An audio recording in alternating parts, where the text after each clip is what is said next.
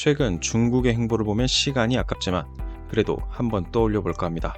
여러분은 중국 영화나 드라마 하면 어떤 게 떠오르시나요? 저 같은 경우 홍콩 영화를 포함하면 영웅 본색부터 서유기, 취권, 소림사, 패양별이 같은 것이 떠오릅니다. 비교적 최근 세대 영화를 찾아본다고 해도 와호정룡 정도가 마지막이겠네요. 사람마다 생각은 조금씩 다르겠지만 분명 중국 영화나 드라마가 반짝이던 시절이 있었습니다. 지금은 어떤가요? 2020년 2월 우한에 실상을 공개한 팡빈이라는 남자가 있었습니다. 병원에 넘쳐나는 환자, 호대에 담긴 시체, 그리고 영상을 공개하며 저항하자는 메시지를 인터넷에 올렸죠. 그리고 그는 조용히 실종되었습니다. 그러다 최근 다시 팡빈의 소식이 전해졌습니다. 뉴스에 따르면 그가 공공질서문란죄로 징역 3년을 선고받았다가 감옥에 가 있었고 이제야 풀려난 것이라고 합니다. 그 말고도 그와 비슷한 행동을 했던 이들이 아직도 감옥에 있다고 하는데요. 이렇게 진실을 말하던 사람들이 감옥으로 끌려가던 때 중국에서 나왔던 영화 하나가 있습니다. 바로 최미역행입니다. 줄거리는 대충 이렇습니다. 중국 우한에서 원인을 알 수 없는 바이러스가 생겨나고 정부는 국가 비상사태를 선포, 봉쇄된 우한에서 의료진, 경찰, 군인들이 모두 열심히 노력해 시민들을 살리고 결국 바이러스를 퇴치한다. 이게 현재의 중국입니다. 이런 중국의 행보는 계속해서 이어지고 있습니다. 최근 미국 방문 중인 우리 대통령이 미국 의회 연설에서 6.25 전쟁 중 미군 및 유엔군과 중국군이 싸운 장진호 전투를 언급하자 그들은 2023년 4월 30일 CCTV 군사 채널을 통해 40부작의 압록강을 건너다라는 드라마를 긴급 편성했습니다. 관영 매체 황구15 인터넷판인 황구망은 압록강을 건너다는 방대한 사료를 기초로 항미 원조 전쟁의 역사적 장면을 전면적으로 보여준다고 밝혔죠. 해당 드라마는 전형적인 애국주의 드라마로 미국과 맞서 싸운 중국군의 위대한 희생과 승리에 대해 다루고 있습니다. 예, 그렇죠. 그들 말로는 그렇습니다. 드라마만 있는 게 아닙니다. 장진호라는 그들만의 국뽕 영화도 더 깊게 보면 다양한 것이 존재하고 있죠. 오늘은 이들이 인해 전술로 자국민을 갈아넣은 전쟁을 왜 그리 신경 쓰는지, 그리고 한류는 되는데 중류는 안 되는 이유에 대해서 알아보고자 합니다.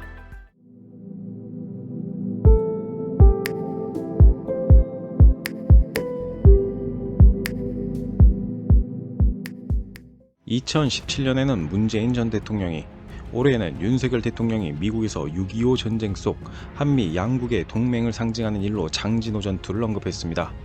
보수와 진보를 가리지 않고 모두가 공감하는 역사적 사건인 셈이죠.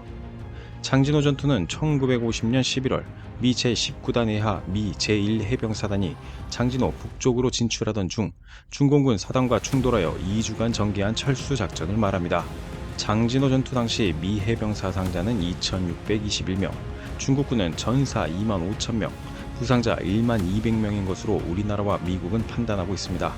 장진호 전투 피해로 전투 기능을 상실한 중국군 구병단은 함흥 일대에 머물며 4개월 동안 부대 정비를 하느라 1951년 1월 4일 서울을 점령했던 중국군 제3차 공세에 참가하지 못했으며 당시 중국군은 수원에서 발목이 잡혀 대전까지 진출할 기회를 잃어버렸다는 분석도 있습니다. 미 제1해병사단이 중공군의 강력한 포위망을 돌파하여 함흥 지역으로 철수하는 데 성공함에 이어진 것이 흥남철수작전이죠. 이런 이유로 우리나라와 미국 학자들은 장진호 전투를 두고 중국이 전투에서 이겼더라도 전쟁에선 이기지 못했다고 평가합니다. 미국의 역사학자 에드윈 P. 호이트는 미국 해병대의 장진호 전투를 두고 군사상 가장 위대한 후퇴작전 가운데 하나라고 평했습니다. 실제 장진호 전투에 참여했던 미 해병대원들은 후퇴작전이라는 표현을 거부한다는 말이 있었던 만큼 중국이 자랑스러워할 일이 아닌 거죠. 눈과 귀를 막고 아무리 잘 쳐봐야 5대5의 성과인 이 전투를 중국은 영화나 드라마까지 편성하며 집착하는 이유는 뭘까요? 한국외대 강준영 교수는 논문을 통해 다음과 같이 이야기했습니다. 1980년대 개혁개방 정책을 추진하던 중국이 미국과의 관계를 고려하여 항미 원조는 잊힌 전쟁이나 다름없지만 2020년을 전후로 미중 무역전쟁, 코로나19 속에 인민의 단결을 끌어내고 공산당의 이미지를 쇄신하기 위해 항미 원조 정신이라는 정치적 수사를 만들어냈다라고요. 즉, 바꿔 말하면 드라마나 영화 같은 문화 콘텐츠를 정부가 감시하고 관리해서 새 내용으로 쓰고 있다는 겁니다. 그리고 중국의 이런 노력은 실패하지 않은 듯 합니다.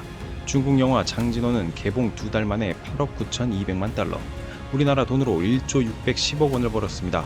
심지어 중국 SNS에서는 영화를 보고 울며 군가를 부르는 사람, 공산당 군인을 향해 경례하는 사람까지 나올 정도였죠. 2020년 우리 아이돌 그룹인 BTS가 벤플리트상을 받으며 한미 양국 고난의 역사, 희생을 기억한다는 말에 일반인은 물론 중국 관영 매체가 중국 군인을 존중하지 않는다는 말을 공식적으로 할 정도로 모두가 이런 흐름에 취해 있는 실정입니다. 이것을 바로 프로파간다, 즉 의도가 담기고 선전하기 위해 문화를 활용하는 방식입니다. 물론 애국주의 영화, 애국심을 끌어올리는 영화는 상업적 측면에서 어디에서나 존재할 수 있습니다. 다만 우리나라나 다른 자본주의 국가처럼 다양한 선택지를 통해 소비자가 판단하고 결정할 수 있는 자유가 없는 곳이 바로 중국이라는 나라입니다. 드문드문 해외에서 인정받는 중국 감독들이 나오지만 이마저도 결국 중국 공산당이 좋아하는 영화를 만드는 노선으로 바뀌는 경우가 허다합니다. 우리가 모두 사랑했던 그 성룡도 과거에는 홍콩 민주화 운동 행사에 참여한 적이 있으나 지금은 공산당원으로 철저하게 하나의 중국을 외치고 있죠. 여기서 우리 문화산업과 중국 문화산업의 차이가 벌어지는 것입니다. 자유로운 콘텐츠가 나오고 이후에 대중과 소비자에게 평가받는 것, 그것이 문화의 질을 바꾸기 때문입니다. 가끔 중국 커뮤니티를 살피다 보면 이런 말이 나옵니다. 왜 한류는 되는데 중류는 되지 않는가? 왜 한국인은 환영받는데 중국인은 안 되는가? 이토록 크고 좋은 문화가 가득하고 세계 GDP 2위의 강국인데 왜 알아봐 주지 않는가? 그들 상당수가 내린 답은 우리 생각과 많이 다릅니다. 바로 미국을 비롯한 민주진영의 의도적인 중국 왕따시키기 때문이라는 거죠. 중국은 중류가 되지 않은 이유를 이렇게 이상한 곳에서 찾으며 한편으로는 우리나라에서 들어오는 문화를 여러 방면으로 경계합니다. 즉 정답을 찾으면서도 정답을 알길 거부하고 있는 거죠. 대한민국의 문화는 어떻게 세계에 퍼져나갔을까요? 거침없이 불편한 부분을 보이는 대담함, 자유로운 문화, 이것을 합쳐 양질의 컨텐츠를 만드는 능력까지 중국에게 한류는 부러우면서도 경계해야 하는 자유의 표현 방법입니다. 여기까지 영상을 보셨다면 이런 의문이 생길 수 있습니다. 다른 건 다 알겠는데 왜 중국은 굳이 장진호 전투, 자신의 땅에서 일어난 것도 아닌 6.25 전쟁을 프로파간다 영화로 쓰고 있을까요? 그 긴 역사 동안 다른 가치 있는 걸 쓰는 게 좋지 않을까요? 더 대단한 것, 더 애국심이 차오르는 컨텐츠를 만들 수 있지 않을까요? 워낙 크고 다양한 민족이 있는 중국은 외부의 침입을 이겨낸 역사가 거의 없습니다. 현 중국을 이끌어가는 한족 중심으로 보자면 몽골을 포함할 수 있을 것이고 이후 영국과 일본의 차례로 당했을 때도 제대로 저항하지 못했습니다. 이는 국력이 강한 시기, 그렇지 않은 시기를 가리지 않습니다. 상황이 이러니 외부와의 명분 있는 전쟁을 승리로 이끈 역사도 없다시피 합니다. 즉 지금 현 시점에 이 크고 방대한 중국인 모두를 하나로 묶을 이야기가 없는 거죠. 그렇기에 그들에게 한국 땅에서 일어난 6.25 전쟁은 미국으로부터 북한을 구해준 중국의 전쟁, 정확히는 거대한 중국인 모두가 공감할 수 있는 전쟁이 되어야 하고 장진호 전투는 미군에게 승리한 전투가 되어야 하는 거죠. 실상은 국민을 몽땅 갈아넣은 참혹한 현장이자 역사였지만요. 물론 이런 이야기를 하실 수도 있습니다. 우리나라는 뭐가 다르냐? 우리야말로 중국, 일본에 아무것도 하지 못하고 당했다라고요. 분명 다릅니다. 한반도가 중국의 영향 아래 있었다고 쉽게 이야기하는 사람이 많으나 반만년의 역사가 늘 일방적인 것은 아니었습니다. 일본의 침략을 비슷한 시기에 겪었으나 그들이 가만히 있을 때 우리 독립운동가들은 국내, 국외 가리지 않고 정치로, 호소로, 무력으로 글로 싸웠습니다. 결과를 떠나 투쟁이 있고 없고는 큰 차이가 있습니다. 그리고 그 차이가 지금 한류와 중류의 차이를 만든 것은 아닐까요? 과거 중국인과 일한 경험이 있습니다. 적어도 제가 만났던 중국인 중에 나쁜 기억을 심어준 사람은 없었습니다.